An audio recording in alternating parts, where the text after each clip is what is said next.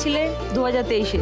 23 আগামীতে আমি LLB করে নিজেকে দেখতে চাই, লয়ার হতে চাই।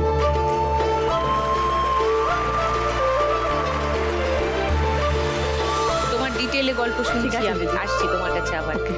মৌসুমী, নমস্কার দিদি, আমি দক্ষিণ 24 পরগনা বিষ্ণুপুর থেকে আসছি।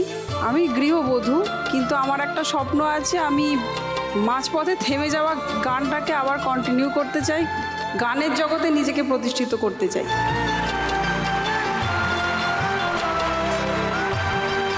এই মনের জোর যদি থাকে, পৃথিবীর কোনো শক্তি আটকাতে পারবে না মৌসুমীকে, আই এম শিওর। সুপারব। মানসী, নমস্কার দিদি, আমি উত্তর 24 পরগনা বনগাঁ থেকে এসেছি। আমার নাম তো মানসী ঘোষাল। আর আমার এখানটায় আসার মানে একটাই উদ্দেশ্য, এই খেলাটায় যদি আমি জিততে পারি, আমার মায়ের বহু দিনের একটা শখ আমি পূর্ণ করব।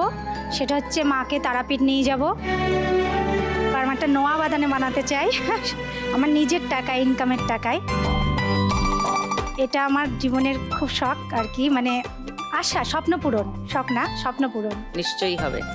মিতা, নমস্কার দিদি, সুদীপ্তা দি, আমি মিতা সর্দার দে, আমি হুগলির আরামবাগ থেকে আসছি। আচ্ছা, আমার 2 মেয়ে ক্যারাটে শেখে। তো আমার স্বপ্ন, আমরা যেহেতু মধ্যবিত্ত ফ্যামিলি, আমার হাজবেন্ড একজন সিভিক ভলেন্টিয়ার, ওকে, ডিউটির ফাঁকে টোটো চালান। তো আমাদের মতো ফ্যামিলিতে মেয়েকে ক্যারাটের লাইনে এগিয়ে নিয়ে যাওয়া একটা প্রচণ্ড ব্যয়বহুল। তো আমার ইচ্ছা এবং আমার শখও স্বপ্ন যে আমি নিজের ইনকামে, নিজের আয় থেকে আমার মেয়েকে এগিয়ে নিয়ে যাব, যাতে ওদের পরিচিতিতে আমরা পরিচিত হই। তো সেই জন্য এখানে আসা, সেই স্বপ্ন পূরণ করতে আসা। হবেই হবে।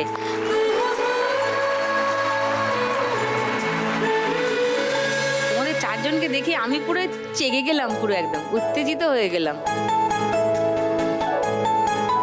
খেলা শুরু করি, তারপর আরো কথা বলবো।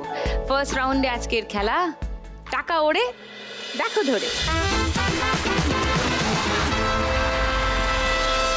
খেলা শুরুর আগে রত্নার কাছে আরেকবার আসি।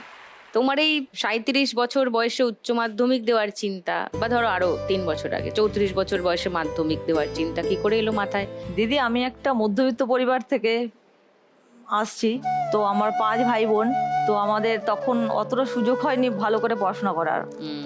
যে ইয়ারে আমি মাধ্যমিক দিতাম, সেই ইয়ারে আমার বিয়ে হয়ে গেছে। একদম পরীক্ষাটা দেওয়া হয়নি। তখন আমার খুব ইচ্ছে ছিল যে আমি পড়াশোনাটা করি।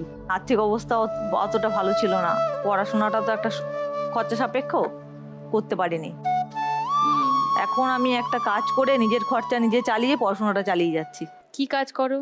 বাচ্চা দেখাশোনা করা। মানে আয়া তুমি? হ্যাঁ, বাচ্চা দেখাশোনা করি বেহালা পর্ণশ্রীতে। ও, তুমি নদিয়া কৃষ্ণনগর থেকে বেহালা পর্ণশ্রী এখানে এখন চলে এসেছি, কারণ একজনের বাড়িতে আছি, তিনি একজন একটা সহৃদয় মা, ওই বাড়িতে থাকতে দিয়েছেন, কোনো পয়সা নেন না। হ্যাঁ, এমনি বলেছেন তুমি থাকো আমাদের বাড়িতে। তুমি একাই থাকো? পরিবার নিয়ে আছি এখন। আচ্ছা, পরিবার। আমার মেয়ে ওইখান থেকে পড়াশোনা করে। আচ্ছা, এসেছে আমার সাথে। কোথায়? ওই তোমার। ও, হাই।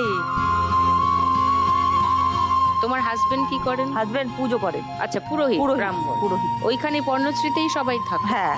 এবং তুমি ওখানে একটা বাড়িতে কাজ করো, তারপরে তুমি আবার পড়াশোনা? বইটা নিয়ে চলে যাই, ওই বাড়িতে বসে বসে একটু পড়ি। আবার মেয়ে যখন পড়ে, মেয়ে আমাকে একটু পড়া দেখিয়ে দেয়। বাহ,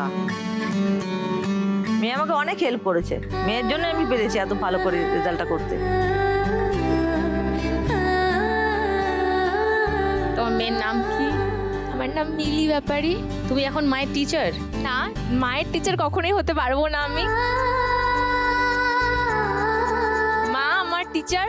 মাকে আমি ছোটবেলা থেকে যেভাবে স্ট্রাগলের মধ্যে দিয়ে দেখে বড় হয়েছি, তারপর আমার বুদ্ধি বা বাস্তব অভিজ্ঞতা, আমার বয়স এখন 20 বছর, যতটুকু মায়ের মধ্যে থেকে আমি শিখেছি, আমি চাইবো প্রত্যেকবার আমি যেন আমার মায়ের কাছেই থাকি বা জন্ম হয়ে আসি। তোমারই সাথে চলতে শিখেছি, তোমার হাতে জীবন আমার, তোমাকে ছাড়া যায় না যে পারা, তোমার কাছে ফিরবো আবার।